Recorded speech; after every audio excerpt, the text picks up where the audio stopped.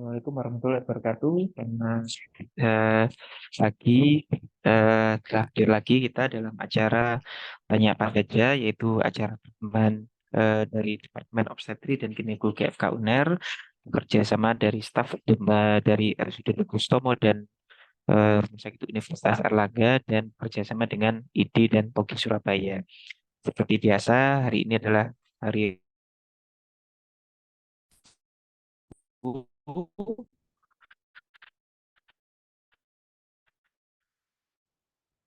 eh, pukul 10 pukul 11 kontrasepsi oral, jenis, indikasi, dan macam-macam pilihannya. Dan telah hadir di tengah-tengah kita guru kita semuanya, yaitu pelaku moderator Profesor Dr. Hendi Hendarto, spesialis opjin konsultan FAIR, dan juga Dr. Eli Yanuari Mariawan, spesialis opjin konsultan FAIR, dan kebetulan mungkin saya sendiri yang ikut dalam kesempatan kali ini. Seperti biasa, bila mana guru kita ingin bertanya, bisa memanfaatkan fitur Q&A atau juga bisa bertanya melalui kolom chat atau juga bisa bila mana ingin diskusi langsung dengan kedua narasumber dan juga moderator untuk nanti bisa diskusi dan kita tampilkan dalam layar sehingga bisa diskusi secara langsung dan mungkin akan lebih jauh lebih lega. Biasa mungkin sebetulnya kali ini acara dibuka oleh baik departemen ketua departemen, namun mohon izin kali ini Dr. Rahmana Askandar sedang melaksanakan ibadah umroh sehingga mungkin kali ini akan eh, berhalangan hadir dan untuk mempersingkat waktu karena mungkin waktu kita hanya kurang lebih sekitar 1 jam ke depan, maka mungkin saya izin untuk langsung mempersilakan kepada moderator, kepada Profesor Hendi Hendarto untuk bisa membawakan acara. Kepada Prof. Hendi kami persilakan. Monggo, Prof. Terima kasih, Dr. Seto, sebagai host pada pagi ini. Assalamualaikum warahmatullahi wabarakatuh. Selamat pagi. Selamat berjumpa kembali dalam Tas Tanya Apa Saja. Ini acara yang menarik ini. Banyak ditunggu ternyata ya. Karena kita dialog di sini interaktif dan kemudian lebih banyak pada daily activity, praktis ya. Baik, jadi topik kita pagi ini adalah tentang kontrasepsi oral, jenis dan apa gunanya dan lain-lain ya.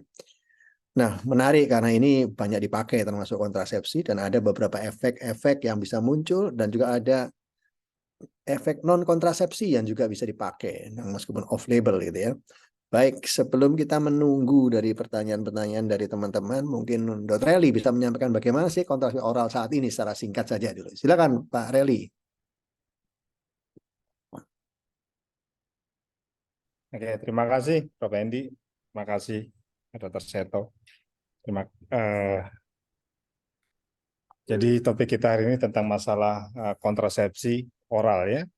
Jadi kita ketahui bahwa kontrasepsi oral saat ini ya sudah jauh lebih baik daripada kontrasepsi oral yang tahun-tahun dekade 10-20 tahun yang lalu ya. Dengan komposisi yang jauh lebih patient friendly gitu ya, dengan efek samping yang jauh lebih friendly untuk penggunanya ya, artinya efek sampingnya jauh lebih sedikit dan hal-hal yang diperkirakan membahayakan bisa ditekan dengan penggunaan kontrasepsi yang ada sekali. Jadi pil kontrasepsi sekarang ini kita rata-rata menggunakan etenyl estradiol yang dosisnya jauh lebih rendah ya, jauh di bawah kalau dulu mungkin awal-awal ada yang sampai 50 mikrogram, sekarang kita sudah rata-rata menggunakan sekitar antara 20 sampai 35 mikrogram estradiol dengan harapan dengan dosis yang tidak terlalu tinggi estradiolnya ini kan efek sampingnya juga akan lebih minimal ya.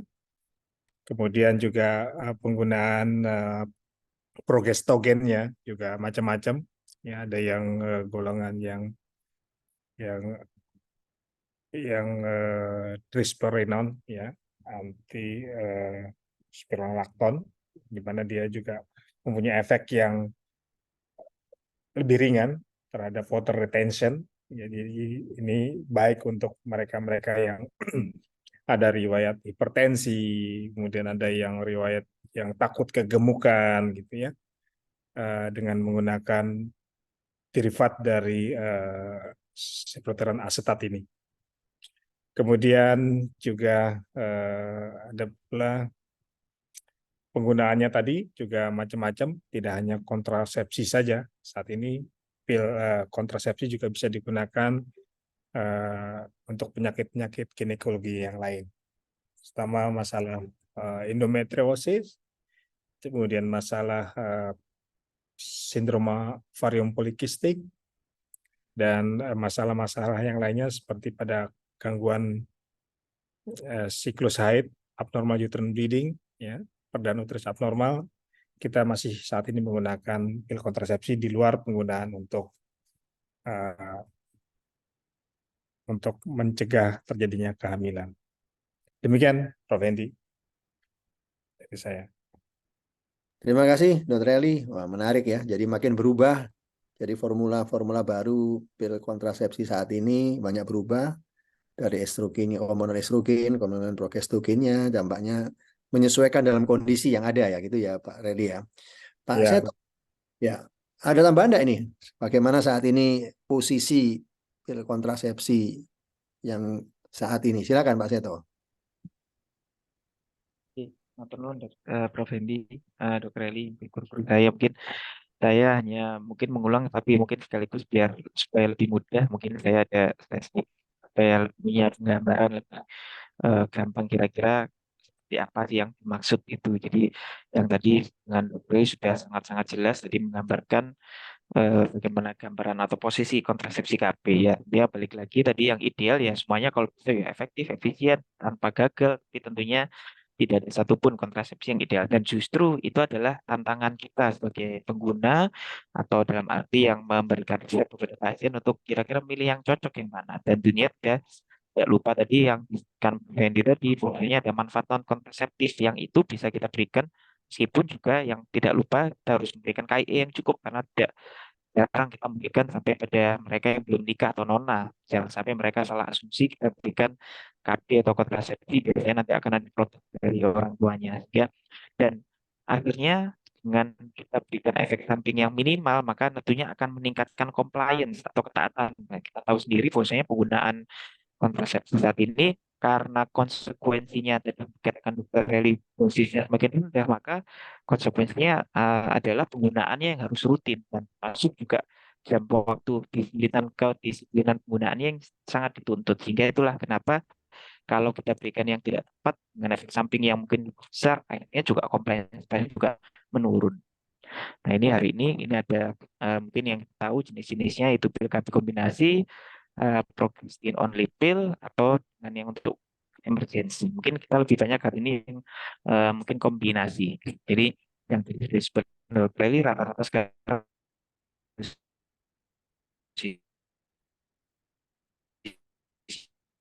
sudah rendah 20 sampai 30 menit, tapi kemampuan kontrol siklusnya masuk risiko terhadap menstrual bleeding, spotting sehingga akan lebih besar. Sehingga dan juga saat ini dengan baru dengan ada anti mineral kortikoidnya harapannya bisa melawan atau menekan dari efek estrogennya dalam hal retensi cairan sehingga bisa menghindari efek dari tekanan darah tinggi. Ini yang tadi disebutkan Feli, makin lama dosis estrogen makin rendah. Jadi sampai saat ini ada 20 mikrogram dengan ketentuan juga progestin yang berubah. Mana masalahnya adalah dari kombinasi ini kita tahu sebetulnya yang lebih peran adalah bagaimana kandungan senyawa progestinnya atau progestogennya. Kalau dari proteinnya, namanya intinya semakin lama semakin rendah itu saja. Tapi pemilihan kita itu adalah lebih bagaimana efek dari progestogennya, di mana kita tahu dengan berbagai macam generasinya, maka efek sampingnya ini yang harus kita perhatikan, efek katabolik, efek kardiovaskular, dan juga termasuk efek androgen. Ini nanti yang sangat-sangat menjadi pertimbangan kita untuk memilih untuk masing-masing pasien.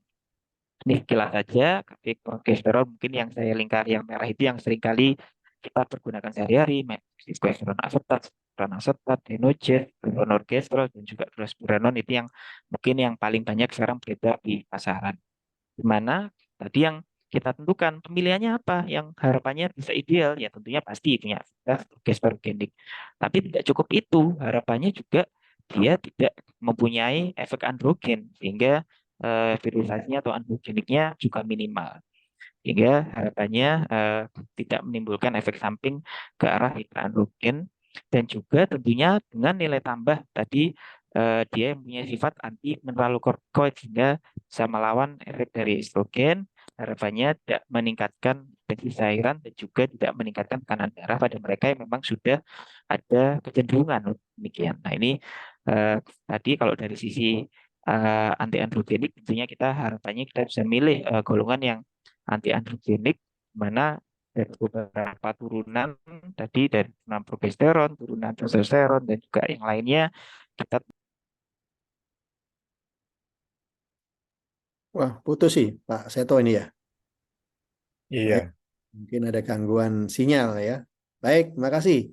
Nanti mungkin disambung lagi Pak Seto. Jadi sudah ada pertanyaan ini Pak Reli dari Dr. Yuyun Yuniawati. Saat ini kontrasepsi oral paling banyak karena paling friendly. Mungkin ada enggak yang disebutkan paling friendly itu yang mana ya kira-kira Pak Reli? Dan kemudian kapan ya saat yang tepat digunakan dibandingkan dengan suntikan. Jadi ini membandingkan oral sama suntikan. Gimana ini Pak Reli menjawab pertanyaan Dr. Yuyun ini? oke. Jadi eh, yang friendly itu bagaimana sih ya? Jadi yang friendly itu eh, kita kembalikan lagi kepada pasien, pada pengguna itu sendiri. Ya, friendly untuk background penyakitnya, friendly untuk efek sampingnya, dan yang penting juga friendly untuk dompetnya. Ya, kita mungkin sesuatu ini bagus untuk pasien ini, efek sampingnya rendah, gitu ya. Terus apa namanya, dia juga cocok untuk background penyakitnya, tetapi harganya mahal dan tidak tercover oleh BPJS, katakanlah begitu. Tentu ini bukan friendly juga untuk penggunanya. Jadi semua kita lihat dari semua sisi, semua aspek. Ya, kalau pasien itu tidak masalah dalam hal pembiayaan, ya, maka tentunya kita memilih obat-obatan yang pertama efek samping obat itu minimal, ya, baik jangka pendek maupun jangka panjang, ya, dengan cara memilih dosis atau komposisi estrogen yang dosisnya paling rendah, tetapi masih bisa mencegah kehamilan. Itu kita pilih biasanya etinylestradionil yang 20 mikrogram, ya, dengan harapan dengan dosis yang rendah itu efek samping jangka pendeknya mual-mualnya juga berkurang, jangka panjangnya apalagi kalau ini ada riwayat tumor payudara atau hal-hal yang lain yang berhubungan estrogen dependent, maka ini cocok untuk dia, ya. Dan juga mungkin tidak ingin gemuk gitu ya, maka kita pilih komponen progestagennya yang tadi yang sebutkan yang yang spironolakton derivat, ya, sehingga itu cocok untuk pasien. Kemudian dibandingkan dengan suntikan, bagaimana dengan suntikan? Nah, pil pasien itu kebanyakan mau ya haidnya teratur tiap bulan rutin. Nah, maka tentunya untuk keinginan pasien seperti itu, maka yang cocok adalah pil KB dibandingkan yang suntikan. Karena kita ketahui kalau suntikan, apalagi yang Depo-Provera yang 3 bulan, lama-lama juga itu tidak akan haid, amenore, dan ini sebagian pasien mungkin tidak nyaman, ya. Maka kita akan melihat dari keinginan dan background dan tentunya semua aspek yang ada di pasien itu yang kita berikan. Itu kira-kira. Baik, terima kasih Pak Reli. Pak Seto ini masih belum masuk, jadi kembali ke yang friendly tadi Pak Reli ya. Tadi Pak Reni menyebutkan friendly termasuk untuk dompetnya ini. Ada pertanyaan ini karena dari Dr. Nurudin Akbar ini. Problemnya pil kontrasepsi ini masih mahal.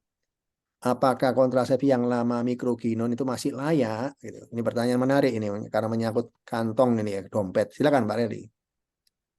Ya, sampai saat ini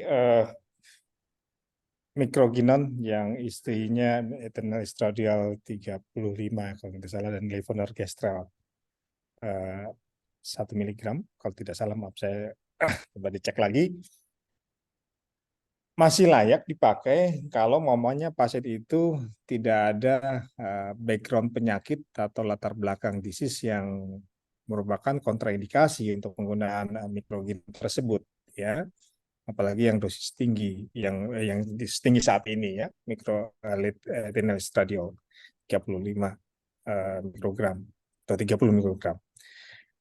Selama pasien itu masih accepted, ya tidak mual, tidak muntah untuk jangka pendeknya, terus tidak ada riwayat hipertensi, tidak ada riwayat penyakit-penyakit stroke independent seperti tumor payudara ataupun yang lainnya, risiko untuk terjadinya yang tidak diinginkan, maka masih bisa. Tapi kalau umpamanya pasien itu punya background yang merupakan kontraindikasi seperti ada hipertensi, kemudian adanya riwayat tumor payudara, entah itu jinak atau apalagi ganas, maka mikroginon sebaiknya lebih baik dihindari.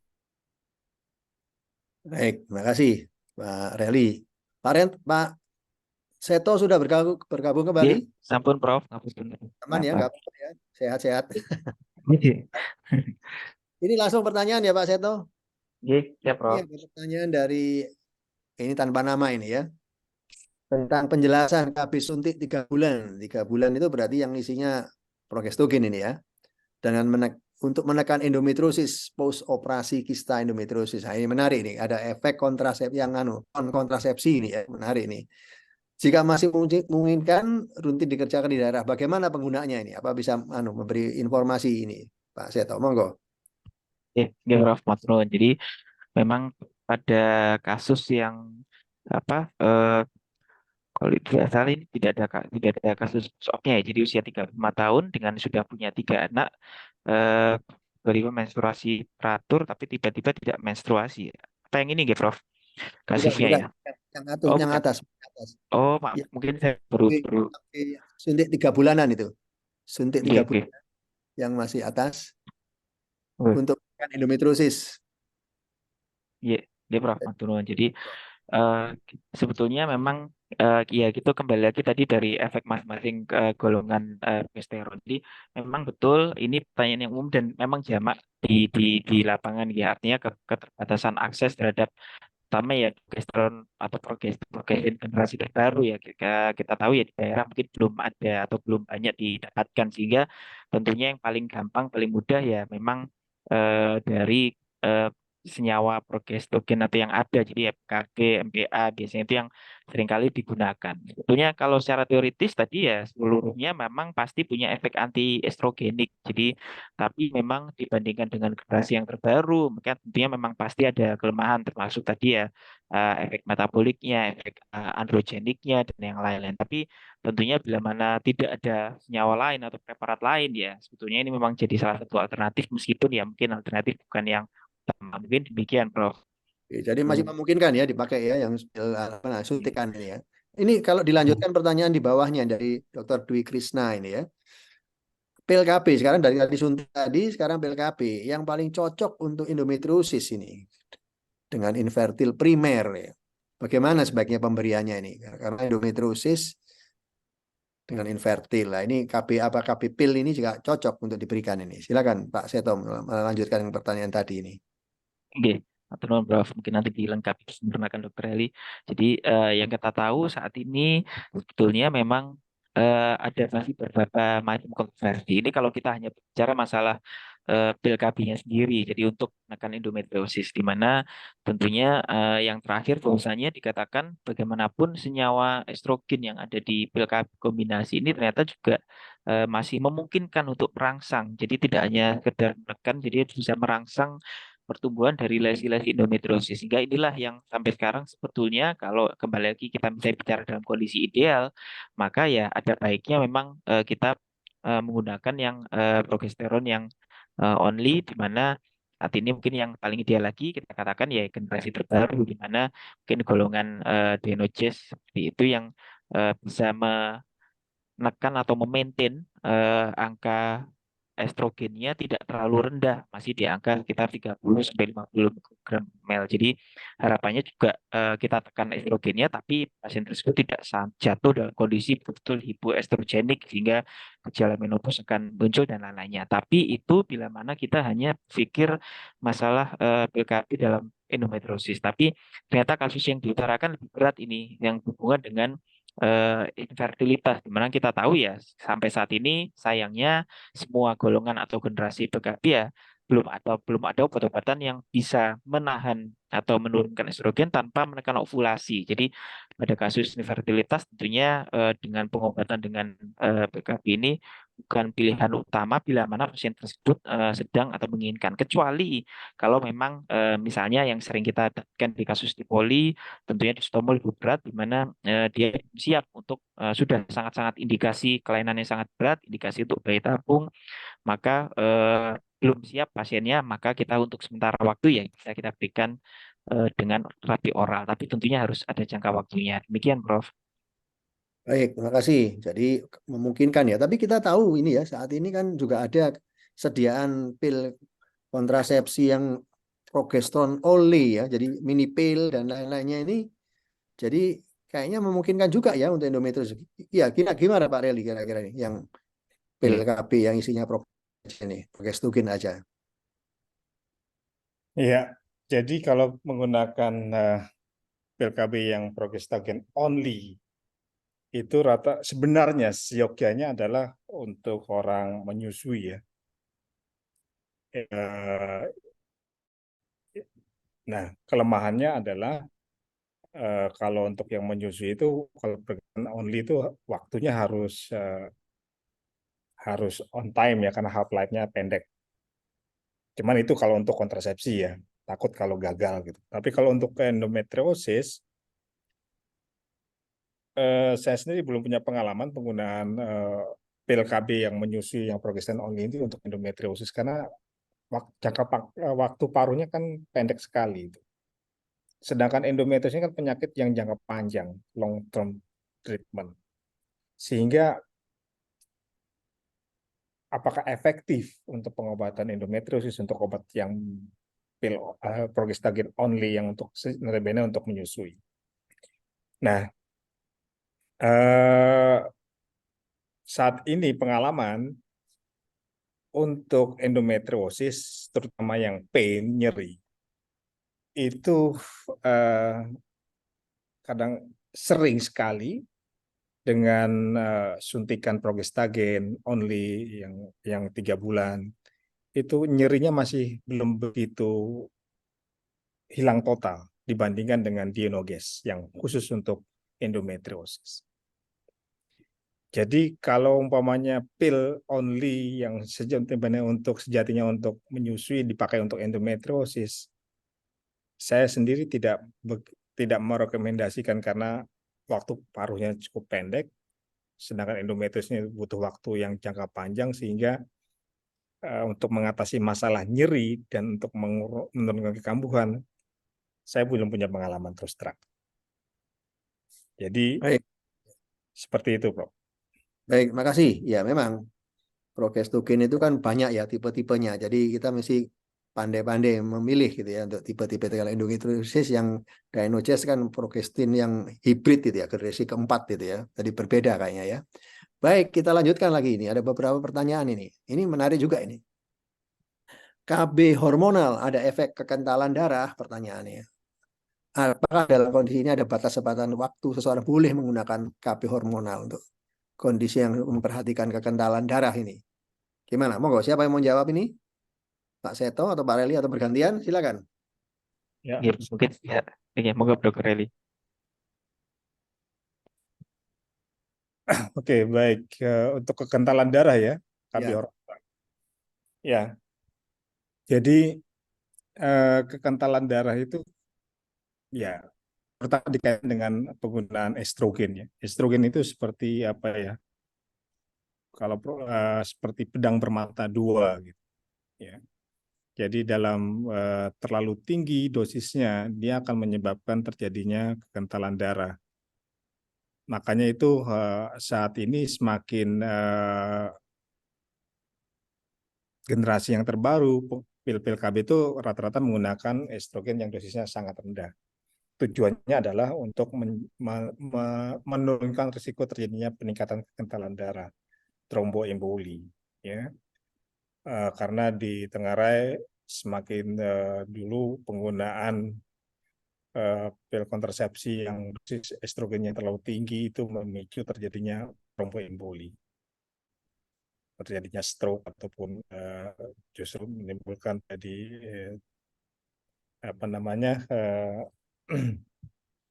div di ventroposis. deep thrombus ya. Oleh karena itu, kalau umpamanya ada pasien dengan riwayat punya deep trombosis atau ya stroke gitu, maka kita tidak bisa menggunakan pil KB yang ada yang murah gitu, yang mikroginon gitu ya, di mana kadar estrogennya masih cukup tinggi. Kita menggunakan kalau bisa memilih yang lebih rendah kalau memang dibutuhkan.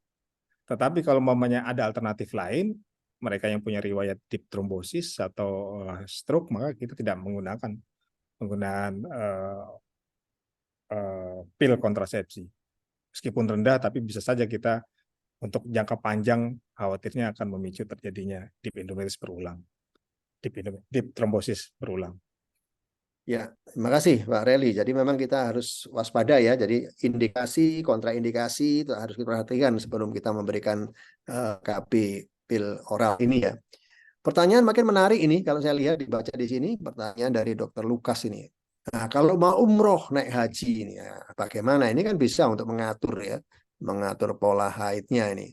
Bagaimana kira-kira Pak Seto ada tanggapan enggak ini? Bagaimana supaya mengatur haid? Menarik ini Ya, kan.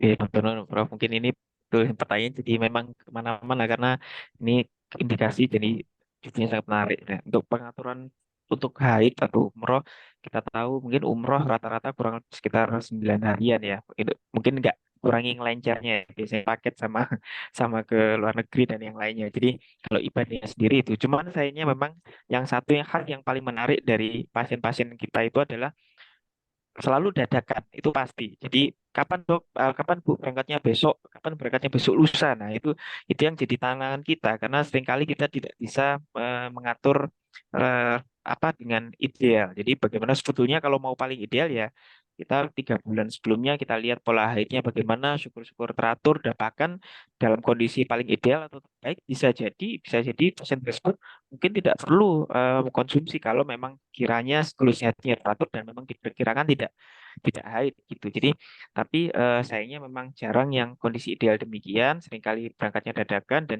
bisa jadi siklus haidnya tidak teratur. Nah, penggunaan pil KB ini ya memang sebetulnya bermacam-macam. Kembali lagi tadi kita lihat pasien-pasien case by case, kita tahu ada dua-duanya berfungsi. Jadi komponen estrogen maupun progesteronnya berfungsi. Jadi estrogennya bagaimana bisa menekan FSH sehingga harapannya dinding rahimnya juga bisa ditekan pertumbuhannya, proliferasinya, tapi juga di sisi lain juga progesteron juga untuk menstabilkan. Seringkali mungkin yang digunakan oleh sejawat sekalian mungkin yang progestin only biasanya itu, tapi juga harus dilihat bagaimana kita pada saat pasien tersebut mau berangkat kondisinya di hari keberapa siklus dia berangkat, kemudian bagaimana endometriumnya itu sangat menentukan kira-kira jenis pil kontrasepsi mana yang kita pakai, apakah oral kombinasi kalau memang syukur-syukur dia selesai haid sehingga kita berikan pil KB kombinasi yang kontinu tanpa jeda, tanpa placebo atau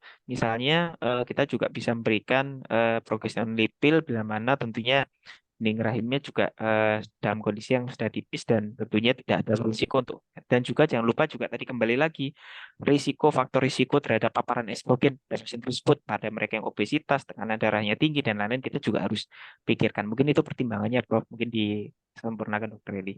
Iya, baik, makasih. Jadi memang menarik ya. Sekarang ini mulai banyak lagi berangkat haji, berangkat umroh ya. Jadi nampaknya permintaan untuk mengatur haid ini jadi banyak.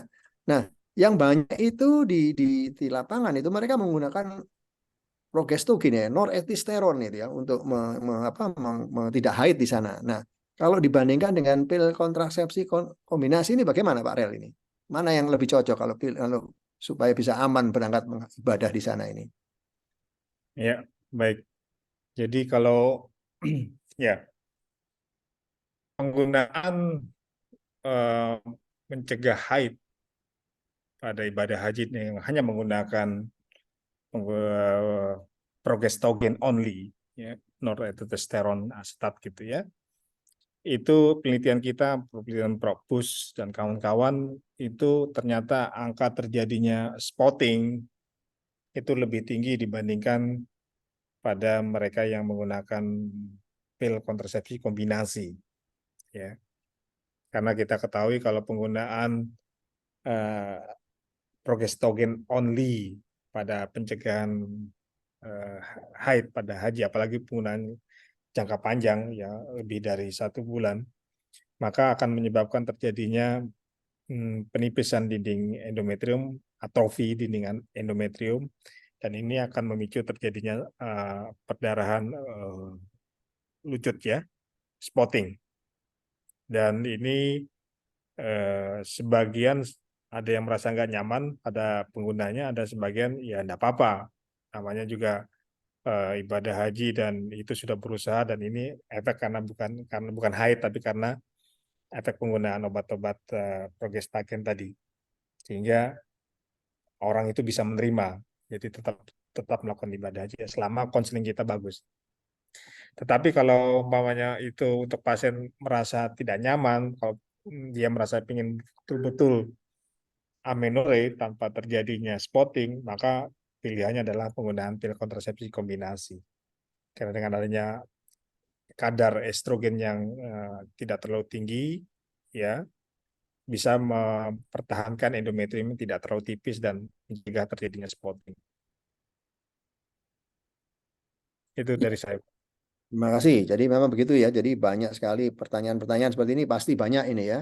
Kan kita tahu kalau kombinasi estrogen progesteron endometriumnya pasti paling kompak ya, paling nyaman itu ya. Jadi ada kompaktum sum basale. Jadi sangat kompak, jadi aman. Tidak kalau hanya progestogen saja seperti Pak Reddy sampaikan mungkin bisa tipis, jadi bisa efek apa namanya flek-flek bisa muncul. Baik. Makasih, ini masih banyak pertanyaan ini ya. Nah, bagaimana masa recovery-nya? Artinya kalau stop pil KB, kepingin cepat hamil itu milih KB yang bagaimana sebetulnya? Pil KB yang bagaimana ini? Gimana ini kira-kira? Jadi pengen cepat hamil, jadi setelah di stop jangan sampai menunggu lama lagi supaya nanti kesuburannya balik laginya bagaimana ini? Monggo, silakan. Siapa? Pak Seto atau Pak Reli? Silakan. Ya, Prof. Saya mungkin coba menjawab.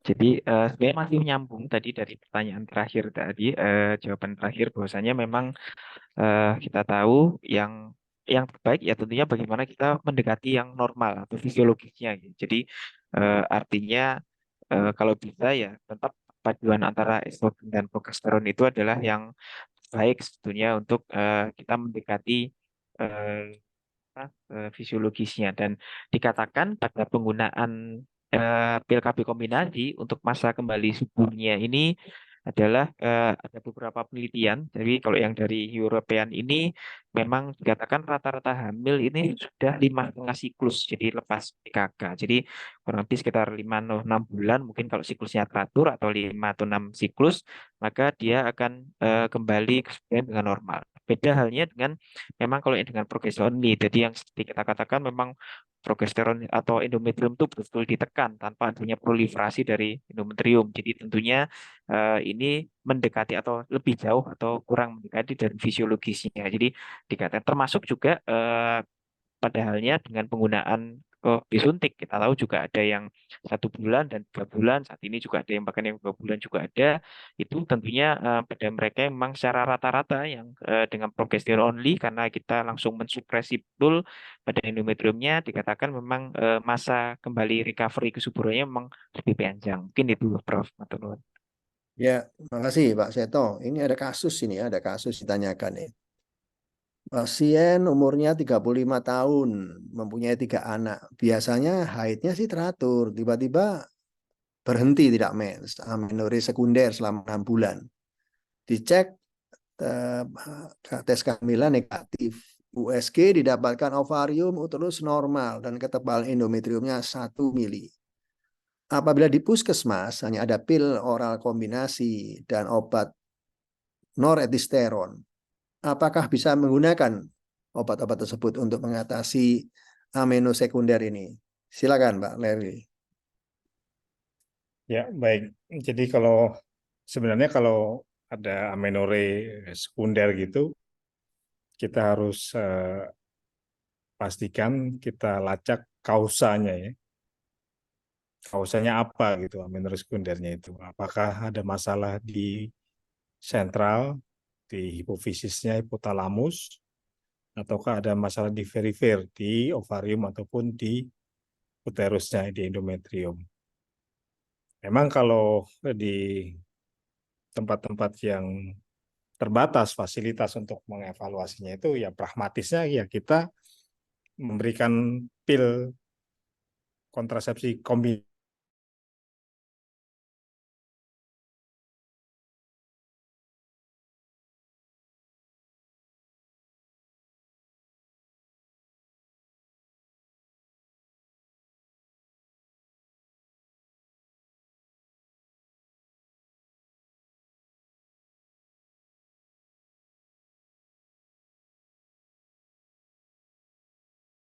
Sekali lagi kebutuhannya hanya untuk haid.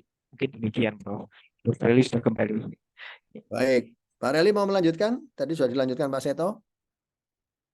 Jadi seperti itu Prof, kalau mau pragmatis cepat gitu pengen haid kembali ya dikasih pil kontrasepsi kombinasi dibandingkan hanya pemberian norethistron karena endometriumnya tipis ya 1 mili. Tapi ya lumayan luar biasa saya bilang bisa menilai endometrium dengan USG transvaginal mungkin ya. Ya, iya. Tapi di puskesmas sudah ada USG transvaginal, nggak jadi masalah maksudnya. Ya kalau sudah seperti itu bagus lah. Kalau endometrium tipis ya maka pilihannya adalah pil kontrasepsi yang kombinasi bukan yang progestogen only untuk memancing haid. Ya, baik. Ini ada pertanyaan sambungan dari yang tadi itu tentang terapi endometriosis ini. Jadi ini efek non kontrasepsi ini ya dari KB ini ya. Penggunaan KB suntik 3 bulan untuk endometriosis ini. Nah, ini berapa lama penggunaan suntikan KB ini? Nah, kemudian kalau saya gabung dengan pertanyaan lain, ada kalau di rumah sakitnya cuma ada pil KB kombinasi, apakah masih layak untuk pengobatan endometriosis ini? Silakan, ada dua pertanyaan. Kalau suntikan yang 3 bulanan itu isinya progestogen itu kalau untuk terapi endometriosis sampai berapa lama? Nah, kemudian kalau di rumah sakitnya cuma ada pil kontrasepsi kombinasi, apakah masih layak untuk terapi endometriosis? Silakan, siapa? Pak Seto? Monggo. Prof. Mungkin nanti dengan Dokter Eli. Ya, ya. Mungkin dua kasus yang berbeda atau dua modalitasnya berbeda. Satu adanya punyanya progesterone lipil atau suntikan yang 3 bulan, satunya dengan pil KB. Sama-sama dua-duanya untuk ini. Jadi kembali lagi tadi yang pertama mungkin mirip pertanyaan yang di awal tadi, bahwasanya ya kalau memang adanya cuma itu dengan atas dasar progestin itu satu semuanya pasti rata-rata punya efek anti estrogenik ya itu yang bisa. Cuman pertanyaan berapa lama? Nah ini sebetulnya kalau mungkin penelitian yang banyak saya belum belum belum paham ini, tapi yang mau saya tekankan adalah bagaimana KIE-nya. Artinya kita harus paham dan menjelaskan kepada pasien supaya compliance-nya teratur. Tapi di slide saya compliance atau keteraturan itu awal mulanya dari efek samping dan juga manfaatnya. Jadi kalau kita bisa menjelaskan di awal, tentunya compliance-nya pasien bagus, efektivitas baik itu untuk KB maupun efek kontraseptif juga harusnya lebih baik. Jadi dengan penggunaan jangka panjang kita tahu ya satu amenorrhea dulu, kemudian yang kedua juga jangan lupa mungkin bisa jadi dalam efek 5-6 bulan sekali atau 8 bulan bisa jadi spotting karena bisa jadi atrofi endometrium. Nah, itu yang mungkin yang lebih saya concern untuk kita jelaskan ke pasien supaya pasien juga kompresnya baik, bukan hanya ini jangan-jangan ada efek samping sehingga akhirnya dia menghentikan.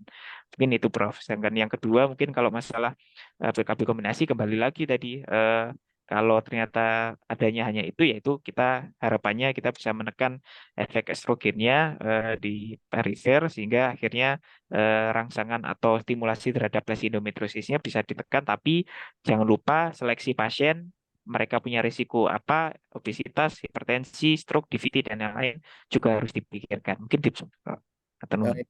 Terima kasih. Jadi indikasi, kontraindikasi tetap harus menjadi perhatian utama kalau kita memberikan terapinya. Ini menarik juga ini pertanyaan berikutnya ini. Ada kasus remaja ini, remaja 14 tahun, 7 sampai 17 tahun dengan haidnya tidak teratur, kacau, dan saya berikan mengatur siklusnya dan pil kombinasi, ya kalau Yasmin dan lain-lain. Apakah yang saya lakukan ini sudah cukup benar gitu? Mungkin ada jawabannya Pak Reli. Bagaimana ini kalau remaja ini? Ya, kembali lagi ya, kalau umpamanya mau praktisnya ya dikasih pil kombinasi, tetapi ya idealnya kita harus mencari penyebabnya ya, kausanya kenapa terjadi gangguan haid itu. Tapi kalau remaja yang baru menars ya oke lah, ya, mungkin dia masa pubertas jadi haidnya belum teracau. Tapi kalau maunya remaja sudah haid teratur terus tidak terjadi haid yang teratur, amenorre atau kacau, maka dicari idealnya penyebabnya. Nah, kalau umpamanya kita ya kesulitan baik dari segi pasien maupun fasilitas yang kita punya ya nggak ada salahnya sih kita memberikan pil kombinasi ya untuk mengatur haidnya itu. Sampai kapan? Biasanya kita berikan 3 bulan sampai 6 bulan. 3 bulan sampai 6 siklus pil kombinasi untuk mengatur haidnya. Setelah itu kita stop, kita lepas, dia kembali haid lagi apa tidak. Cuman masalahnya itu tadi, dengan cara begini kita tidak tahu kausanya. Tetapi kalau mamanya kita tahu kausanya kenapa itu terjadi, entah itu ada masalah kayak PCOS atau masalah eh, katakan ada sesuatu, ada miom, ada polip, maka terapi ini tidak ideal. Kita harus mengobatinya untuk kausanya itu, sehingga harapannya tidak terjadi gangguan haid yang berulang lagi. Oke, baik. Terima kasih Pak Reli. Nah, ini ada juga pertanyaan yang tidak puas dengan pertanyaan jawaban tadi, terutama untuk naik haji tadi atau naik umroh gitu ya. Contoh praktisnya itu bagaimana gitu ya? Saya memberikan kapan jadi pasien datang mau berangkat umroh, bagaimana supaya saya tidak haid di sana, terutama pada saat di ibadahnya tidak terganggu. Nah, ini praktisnya bagaimana? Silakan siapa? Pak Reli atau Pak Seto? Monggo silakan. Atau bergantian. Pak Seto dulu. Ya monggo silakan. Saya tahu. Oke, oke, siap. Jadi ya ini yang tadi kan kenyataan memang demikian, Prof. Jadi, seringkali mungkin Prof juga akan selalu sering mendapatkan setiap kali tanya pasiennya kapan berangkatnya, besok, lusa, besok, bahkan malam jadi gitu. Sayangnya memang ini yang harus kita ya pasti nomor satu kita ada lihat ya pasti kembali lagi identifikasi pasien case by case. Kita lihat bagaimana siklus haidnya, bagaimana dia dan fase apa sekarang dan tentunya paling objektif adalah kita menilai bagaimana kondisi endometriumnya saat ini. Apakah ada risiko untuk terjadinya ya secara fisiologis memang haid atau kalau kita berikan malah jadi breakthrough bleeding atau withdrawal bleeding. Jadi kalau hamil satu sebenarnya sudah tidak ada waktunya lagi untuk withdrawal bleeding ya. Artinya kita tidak ada waktu lagi untuk menipiskan endometrium. Yang ada ya kita hanya bisa melakukan stabilisasi endometrium ya. Kalau stabilisasi endometrium kembali lagi ya kita langsung berikan pil KB kombinasi continue sampai pasiennya pulang dari syukur-syukur kalau kalau umroh ini 9 hari yang pusing kalau haji reguler lagi 40 hari wah pusing. Jadi kalau apalagi kalau kita berikan generik kronis misalnya juga sudah tidak ada pada tempatnya karena malah nanti risiko terjadinya spike jadi akhirnya malah dengan lucut di sana. Mungkin nanti digunakan Dr. Eli mungkin. Pak Reli mau nambahkan? Ya, jadi kalau umpamanya pasien itu datang ke kita terus dalam keadaan sudah mepet mau berangkat, maka pilihan saya adalah memberikan pil kombinasi kontrasepsi, ya. Apalagi kalau dia menjelang mau terjadi haid, gitu. Karena haidnya katakanlah 1 minggu atau 3 hari, maka saya lebih memberikan untuk pil kontrasepsi kombinasi.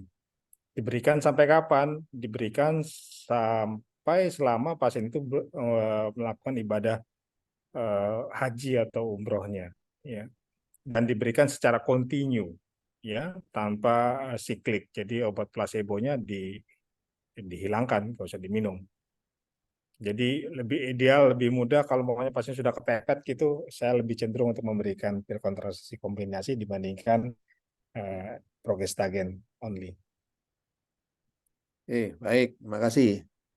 Jadi memang banyak pertanyaan itu, terutama apa namanya dari teman-teman sejawat ya, yang menjadi dokter haji atau apapun yang kemudian ditanya oleh jamaahnya itu ya. Baik, berikutnya ini kembali endometriosis ini.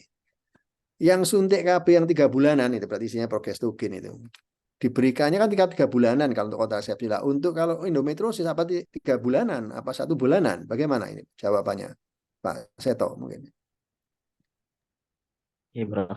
Ya tentunya memang berbeda dengan kalau penggunaan niatannya untuk kontrasepsi. Jadi karena yang mau kita gunakan itu adalah efek anti estrogeniknya dari progestinnya, maka ada beberapa kasus atau yang di lapangan kami temukan ya memang penggunaannya sudah tiap bulan. Sekali lagi meskipun idealnya pasien tersebut ini bukan terapi yang utama, tapi bila mana memang modalitasnya yang ada di lapangan tersebut yaitu biasanya memang kita berikan dengan rutin.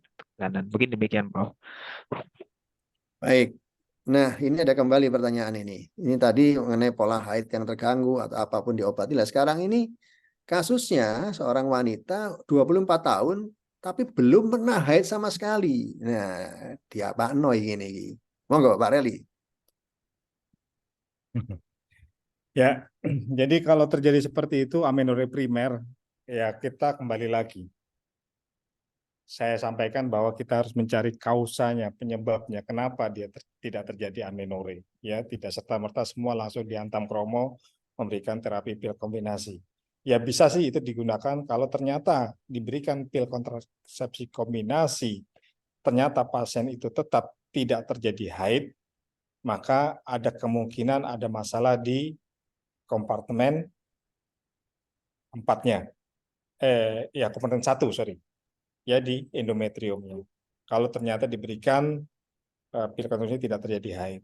Kalau tidak terjadi haid, maka kita akan evaluasi lebih lanjut. Tidak terjadinya itu, apakah dia ada masalah di uterusnya, jangan-jangan ada kelainan suatu MRKH sindrom, ya, yang menyebabkan terjadinya agenesis dari uterus atau fungsi dari uterusnya tidak berfungsi dengan baik. Kalau itu terjadi ya sampai kapanpun juga tidak akan pernah haid karena uterusnya tidak berfungsi.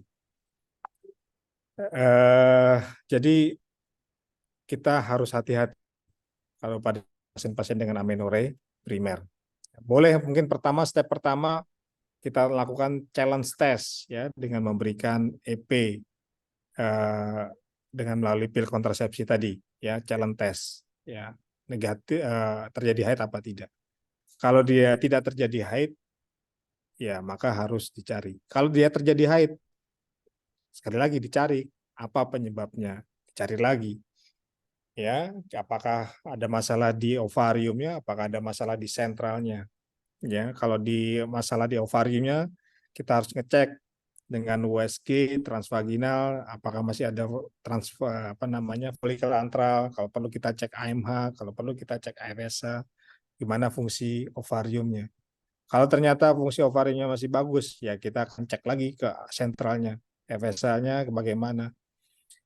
Kalau maunya tetap masalah normal, kita cek lagi hipotalamusnya, apakah dia menggunakan obat-obatan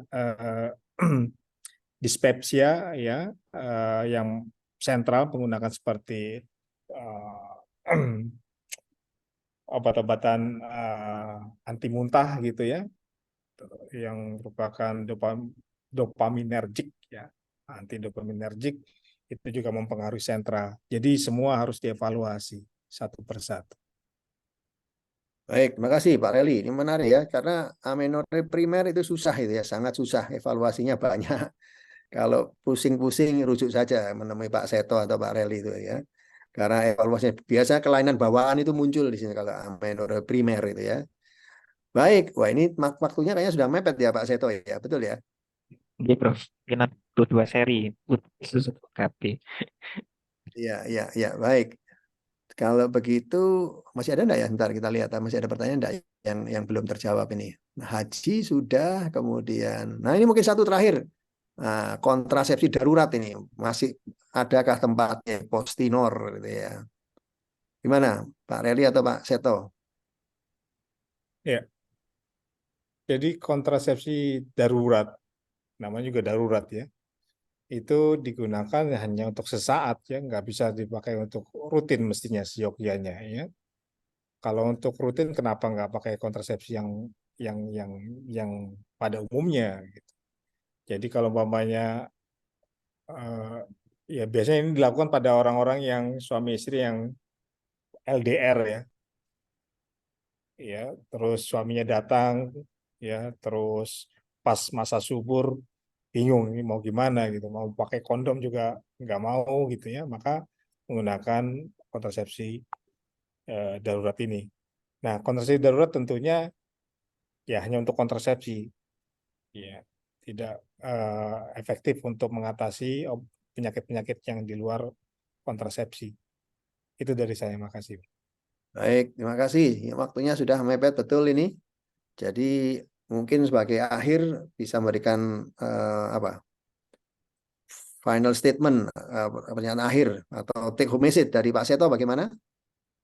Ya, teman-teman, Prof. Jadi sekali lagi memang ini challenge sehari-hari PKP kontrasepsi ini adalah tidak ada saya yakin satupun sejawat yang belum pernah memberikan. Jadi cuman sayangnya memang dengan eh, berkembangnya teknologi kedokteran saat ini, dengan berkembangnya kedokteran ilmuwan farmasi, ada banyak sekali jenis-jenis pil KB, baik itu kombinasi maupun yang progestin only, di mana tentunya kembali lagi kita harus menilai kepada masing-masing pasien tersebut yang selalu ditekankan oleh kita semuanya, Samsul, indikasi, syarat, dan kontraindikasi di mapping ataupun profiling masing-masing pasien, apakah ada kontraindikasi diberikan yang kandungan estrogen atau tidak, kemudian bagaimana keterangan siklusahidnya, dan juga apakah efek androgenik, terutama dari pemilihan pil progestinnya ini atau kandungan progestinnya ini sangat penting, sehingga memang akan sangat menentukan pemilihan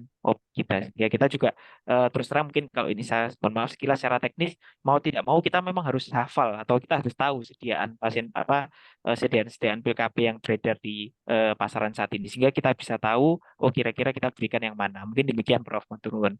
Baik, terima kasih Pak Reli bisa memberikan apa namanya take home message.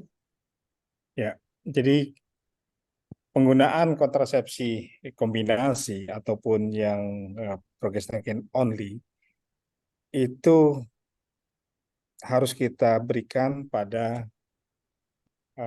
pasien secara individual sebaiknya. Kita melihat latar belakang dari kondisi pasien baik dari segi penyakitnya ataupun dari segi ekonominya ataupun dari segi kepatuhan seperti yang disampaikan Dr. Seto tadi.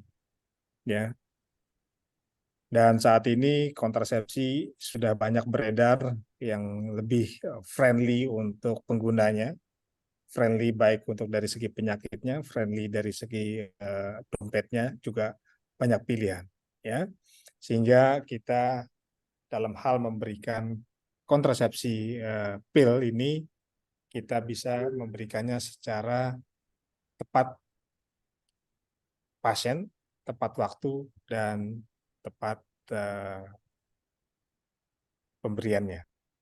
Jadi marilah kita menggunakan penggunaan pil kontrasepsi ini dengan secara bijaksana dengan latar belakang kondisi pasien itu sendiri. Demikian, Terima, Rob. terima kasih Pak Reli, Pak Seto. Menarik sekali diskusi kita hari ini. Dan terima kasih tentu pada para hadir, teman-teman sejawat semuanya dengan pertanyaan yang menarik dan banyak sekali, karena ini kasus sehari-hari. Lebih dari 200 partisipan sejawat yang hadir pada pagi ini. Semoga memberi manfaat dan tetap kita bisa memberikan yang terbaik untuk masyarakat kita dan pasien kita. Saya kembalikan pada host, Pak Sento, silakan. Matur nuwun Prof, matur nuwun Dr. Eli. Jadi alhamdulillah sudah banyak.